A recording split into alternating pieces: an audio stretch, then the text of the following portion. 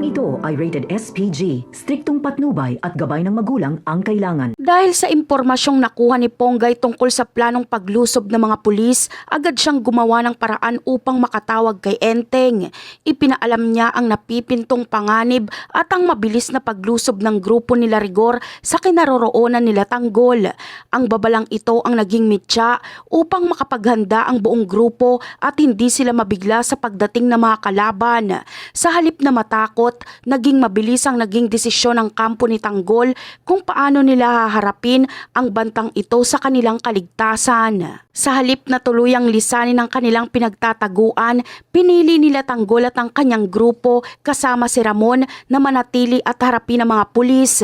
Ang tanging inuna nilang ilikas ay ang kanyang nanay Marites at ang kanyang lola Tinding upang masiguradong hindi sila madadamay o mapapahamak sa gulo.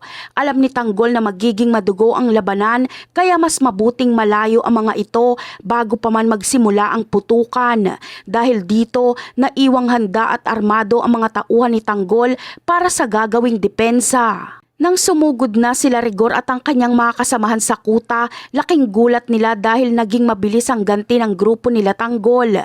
Hindi nila inaasahan na nakahanda na ang lahat para sa kanilang pagdating. Agad na pinaulanan ng bala nila Tanggol ang mga pulis, dahilan upang isa-isang mabuwal ang mga kasamahan ni Rigor. Ang kampo ni Tanggol ang may kontrol sa sitwasyon dahil sa mas magandang posisyon at sa maagang babala na kanilang natanggap mula sa kanilang espiya na si Ponggay. Dahil sa tindi ng bakbakan, mabilis na naubos ang puwersa ng mga pulis hanggang sa mangonti na lang ang natira sa panig ni Rigor. Nawalan sila ng lakas at hindi na nagawang makaganti ng maayos dahil sa dami ng tama at bagsak sa hanay ng kanilang grupo. Sa huli, tuluyan nang nanghina ang depensa nila Rigor hanggang sa mag-isa na lamang siyang naiwan. Wala na siyang matakbuhan o mahingian ng tulong dahil napaligiran na siya ng buong puwersa nila Tanggol sa loob ng kanilang pinagkukutaan. At sa huli, wala nang nagawa si Rigor kundi harapin ang katotohanang talo na siya sa labanang ito. Kahit labag sa kanyang kalooban at labis ang kanyang galit, napilitan siyang isantabi ang kanyang yabang para maisalba ang kanyang sariling buhay.